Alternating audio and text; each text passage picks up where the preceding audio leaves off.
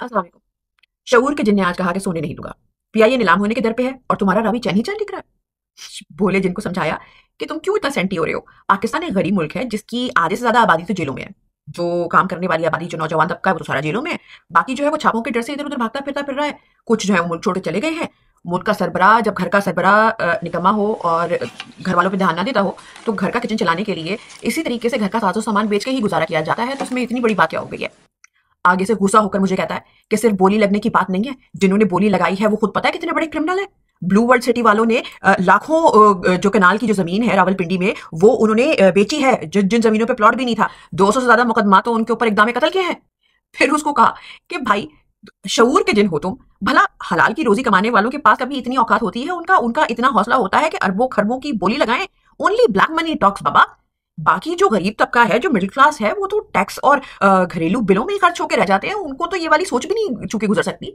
आगे से कहता है, उन्होंने सिर्फ बोली नहीं लगाई बल्कि अपनी शराइत पे बोली लगाई है। कितना पैसा है, लेना है तो लो, वरना पिया ये खुद चला लो।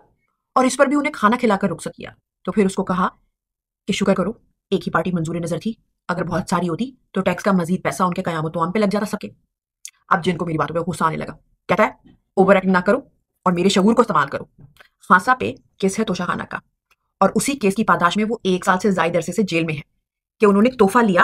हालांकि वो तोहफा भी उनका था और उन्होंने आगे से बेच दिया, और उसके बाद उसका पार्ट 2 भी लॉन्च हो चुका हुआ है। तो ये पीआईए मियां साहब की मुंह दिखाई पे तो नहीं आई थी, या सफदर को सलामी में तो नहीं मिली थी। ये तो कायदे आजम का तोहफा थी। तो फिर ऐसा कैसा मुमकिन है कि इमरान खान खुद को मिले तोहफे को बेचने की पादाश में जेल में है, और ये कायदे आजम का तोहफा बेचने को चले, और इनको कोई पूछने वाला नहीं है। फिर जिनको फिर मजीद काम डाउन करने की कोशिश की और कहा कि देखो, कायदे आजम तो गरी के रहमत हो गए हैं ना, तो उन बेचारों का तो नाम भी लिखना नहीं आता होगा चीफ मिनिस्टर को। उनको तो तकरीबन भूल ही गए हैं सारे के सारे। उनकी तो मज़ार पे भी मेरे ख्याल में सिर्फ 14 अगस्त के अलावा कोई जाता ही नहीं होगा।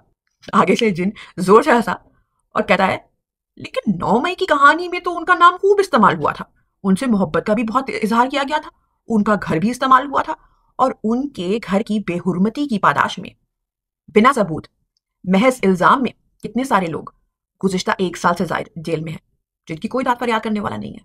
तो मेरा सवाल फिर ही आता है कि उनके तोहफे एयरलाइन को बेचने वाले आज़ाद क्यों हैं? तो कहाँ गई वो अदालतें जो रातों रातों को खुलती हैं? कहाँ गए वो खुद से नोटिस लेने वाले लोग? कहाँ गए वो जज?